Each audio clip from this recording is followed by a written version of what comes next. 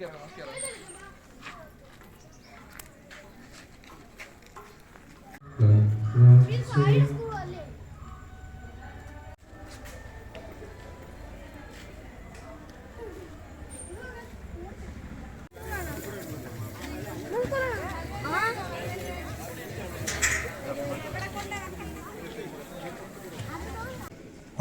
ആദ്യമായി സ്കൂളിലേക്ക് ഡൈനിങ് ടേബിളും ബെഞ്ച് കസേരയും വാങ്ങി കൊടുത്തത് എവിടെയാണ്?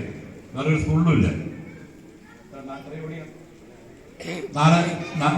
ഇവിടെ ഹാളിൽ കിടപ്പുണ്ട്.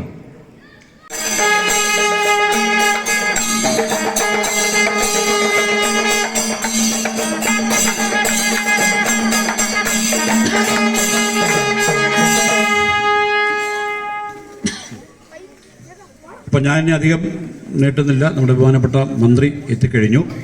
കെട്ടിടത്തിന്റെ ഉദ്ഘാടനമാണ് കൊട്ടാരക്കരയുടെ പ്രിയപ്പെട്ട MLA-യും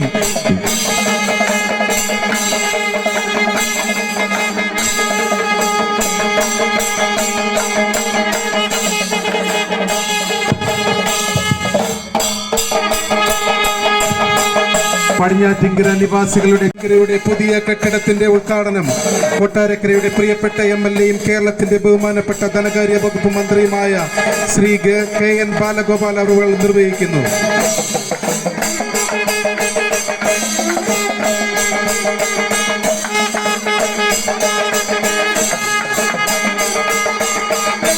അത്രയും പഴക്കമുള്ള വിദ്യാഭ്യാസ കേന്ദ്രമാണ് കൊട്ടാരക്കര. ആധുനിക വിദ്യാഭ്യാസവും സ്കൂൾ വിദ്യാഭ്യാസവും വന്ന സമയം മാത്രമല്ല, അതിനു മുമ്പ് സാംസ്കാരിക രംഗത്ത് വളരെ മുൻപന്തിയിലായിരുന്നതുകൊണ്ടാണല്ലോ കൊട്ടാരക്കര തമ്പുരാനെ പറ്റിയും കഥകളിയുടെ ഈറ്റില്ലവും കഥകളി ആദ്യം അവതരിപ്പിച്ചത് കൊട്ടാരക്കര തമ്പുരാൻ്റെ മുൻകൈയിൽ അദ്ദേഹമാണ് ചിട്ടപ്പെടുത്തിയെന്നൊക്കെ പറയുന്നത്. അപ്പോൾ അത്രയും പഴക്കമുള്ള ഒരു സ്ഥലമാണ്. അങ്ങനൊരു സ്ഥലത്ത് വിദ്യാഭ്യാസത്തിന് ഏത് സമയത്തും വലിയ പ്രാധാന്യമുണ്ട്. പുതിയ തലമുറയിലെ കുട്ടികൾക്ക് ഏറ്റവും നല്ല വിദ്യാഭ്യാസം കൊടുക്കാൻ പറ്റുന്ന ഏറ്റവും നല്ല സ്കൂളാണ് ഇപ്പോൾ വരുന്നത്. എന്നാൽ നമ്മുടെ മുൻതലമുറ, എത്രയോ തലമുറ മുൻപുള്ള ആളുകൾ സ്കൂൾ തുടങ്ങിയതുകൊണ്ടാണല്ലോ 150 വർഷം മുമ്പൊക്കെ നമുക്ക് ആലോചിക്കാൻ പറ്റുമായിരുന്നോ? 1957 ഒന്നാമത്തെ മന്ത്രിസഭ EMS മന്ത്രിസഭ വന്നതിന് ശേഷം ഉണ്ടായ വിദ്യാഭ്യാസമില്ല അധ്യാപകർക്ക് ശമ്പളം നേരിട്ട് കൊടുക്കാൻ തുടങ്ങിയത്, എയ്ഡഡ് സംവിധാനം. അതിനു മുമ്പ് അധ്യാപകർക്ക് നേരിട്ട് ശമ്പളമില്ല. സ്കൂളുകൾ ഇങ്ങനല്ല, ഗ്രാൻഡ് സ്കൂളുകളാണ്. കോളേജുകൾ തീരെ ഇങ്ങനല്ല. പിന്നീടും കഴിഞ്ഞിട്ടാണ് നമ്മുടെ അധ്യാപകർക്ക് കോളേജ് തലത്തിൽ നേരിട്ട് ഗവൺമെൻറ്റിൻ്റെ എയ്ഡഡ് സമ്പ്രദായവും ഗവൺമെൻറ് കൂടാതെ വന്നത്. ഇന്നിപ്പോൾ നമ്മുടെ സ്കൂളുകളിലെ സൗകര്യങ്ങൾ കണ്ടാൽ പഴയ ടീച്ചർമാരൊക്കെ ഇരിപ്പുണ്ട്. പഴയ സ്കൂളിൻ്റെ സൗകര്യമാണോ ഇപ്പോഴത്തെ സ്കൂളിൻ്റെ സൗകര്യം? വളരെ വലിയ സൗകര്യമുള്ള സ്കൂളുകളാണ്. ഞാൻ തൊട്ട് മുമ്പ് ഒരു ആശുപത്രിയുടെ വാർഡുകളിലെ ചെറിയ സെൻറ്ററുകളുണ്ട്. അതൊരു സെൻറ്ററാണ്. ഒരു ആശുപത്രിക്കുള്ള പക്കാ സൗകര്യമാണ്. വെളിയെത്തിപ്പോരണം ചെയ്തിട്ട് വന്ന് അവിടെ ഉദ്ഘാടനം കഴിഞ്ഞാൽ വന്ന് നമ്മുടെ എല്ലാ സ്ഥലത്തെയും, ഞാൻ ഓരോന്നും എടുത്ത് പറയുന്നില്ല, വലിയ സൗകര്യങ്ങൾ, അടിസ്ഥാന സൗകര്യത്തിൽ പ്രത്യേകിച്ച് സ്കൂളുകൾ, കോളേജുകൾ, നമ്മുടെ ആശുപത്രികളിലൊക്കെ വലിയ വ്യത്യാസം വന്നിട്ടുണ്ട്. എന്നാൽ ആളുകൾക്ക് കൂടുതൽ ആഗ്രഹങ്ങൾ ഇനിയുമുണ്ട്. അത് പരിഹരിക്കാനും കൂടുതൽ കാര്യങ്ങൾ ചെയ്യാനുമാണ് നമ്മൾ ശ്രമിച്ചുകൊണ്ടിരിക്കുന്നത്.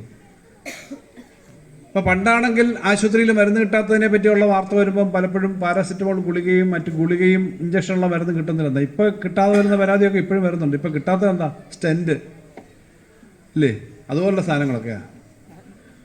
സ്റ്റെൻറ്റ് എന്ന് പറഞ്ഞാൽ ഹൃദയത്തിനകത്ത് മാറ്റിവെക്കുന്ന ആൻജിയോപ്ലാസ്റ്റിക്കുള്ള 1.5 ലക്ഷം രൂപയിൽ കൂടുതൽ സാധനമുള്ളത്. എന്ന് പറഞ്ഞാൽ 42 ലക്ഷം കുടുംബങ്ങൾക്ക് സൗജന്യമായി ചികിത്സ കൊടുക്കുന്ന കാരുണ്യ പദ്ധതി ഇവിടെ ഉണ്ട്. അപ്പോൾ കഴിഞ്ഞ ദിവസം ഒരു HM സ്കൂളിലെ, ഒരു LP സ്കൂളിലെ HM അദ്ദേഹം എന്നോട് പറഞ്ഞു, സാറേ കഴിഞ്ഞ ദിവസം കണ്ടപ്പോഴാണ് മെഡിസപ്പ് വന്നതിന് ശേഷം എൻ്റെ ഭാര്യയ്ക്ക് 2 മുട്ടും മാറ്റി വെച്ചു, മെഡിസപ്പ് മാറ്റി കിട്ടി.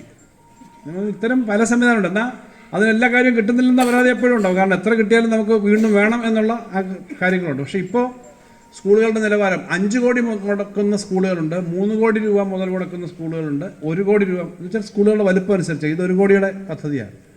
നമ്മുടെ ബോയ്സ് ഹൈസ്കൂള് 5 കോടിയുടെ കെട്ടിടം, എന്നിട്ടും നമുക്ക് ആവശ്യത്തിന് തികയുന്നില്ല. അവിടെ തന്നെ ഇപ്പോൾ നമ്മളൊരു ഓഡിറ്റോറിയം, ഓപ്പൺ എയർ ഓഡിറ്റോറിയം, ബാക്കി കാര്യങ്ങളെല്ലാം ചെയ്തു. ഇനി അവിടുത്തെ മുനിസിപ്പൽ ചെയർമാനും ഇവരെല്ലാവരും പറയുന്നത് ഇനിയൊരു സ്വിമ്മിംഗ് പൂളോടാണ് വേണ്ടത്, ബാക്കിയല്ല എന്നാണ് നമ്മുടെ ബോയ്സ് ഹൈസ്കൂളിൽ. അത്രയ്ക്കും വേണ്ടി അത് പറയുന്നതിനൊന്നും ഇപ്പം അത് വേണമെന്ന് പറയുന്നത് അത് അമിതമായ ആഗ്രഹമല്ല. ഒരു സ്വിമ്മിംഗ് പൂൾ സ്കൂളിൽ വേണമെന്ന് പറഞ്ഞാൽ ഇപ്പോൾ അത് പറ്റും, അല്ലെങ്കിൽ അത് വേണമെന്ന ബോധമുണ്ട്, അത്രയേ ഉള്ളൂ. ബാക്കിയെല്ലാം ആയിട്ടുണ്ട്. സ്കൂളുകളെ പറ്റി ഇങ്ങനെ പണ്ട് ആലോചിക്കാൻ പറ്റുമായിരുന്നോ? ഞാൻ യൂണിവേഴ്സിറ്റിയുടെ സിൻഡിക്കേറ്റ് അംഗമായിരുന്നു മുമ്പ്.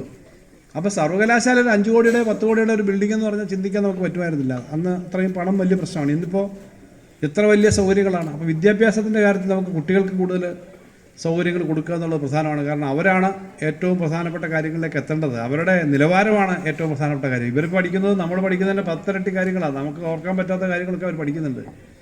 പക്ഷേ സ്കൂളുകൾക്ക് ഒരു കാര്യം കൂടി പഠിപ്പിക്കേണ്ടതുണ്ട്, ടെക്നോളജി മാത്രമല്ല. ഇപ്പം ടെക്നോളജിയുടെ കാര്യത്തിൽ പുതിയ പല കാര്യങ്ങളും വരുന്നു. നമ്മുടെ ഗേൾസ് ഹൈസ്കൂളിനകത്ത് ഒരു സ്ഥലം ഇപ്പോൾ ഈ ഡ്രോൺ റിസർച്ച് പാർക്കിന് വേണ്ടിയിട്ട് അനുവദിച്ചിട്ടുണ്ട്. ഡ്രോൺ നിങ്ങൾക്ക് അറിയാം ഇല്ലേ?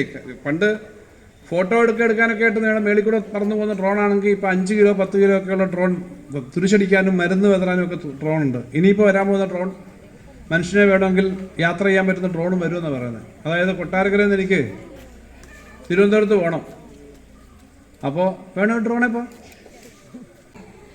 യുദ്ധം നടക്കുകയാണ്. എല്ലാ വികസനവും ഉണ്ടായിട്ടുള്ള നാടുകളിൽ, ഇപ്പോൾ റഷ്യയിൽ, ഉക്രൈനിൽ, സിറിയയിൽ, പാലസ്തീനും ഇസ്രായേലും അവിടെയൊക്കെ 25,000 കൊച്ചു കുഞ്ഞുങ്ങളാണ് 1 വയസ്സും ജനിച്ചു വീണ കുഞ്ഞുങ്ങൾ ഉൾപ്പെടെ ബോംബ് വീണ് മരിച്ചത്, ആയുധം വീണ് മരിച്ചത്. അപ്പോൾ അവിടെ അറിവുണ്ടായിട്ട് വല്ല കാര്യമുണ്ടോ?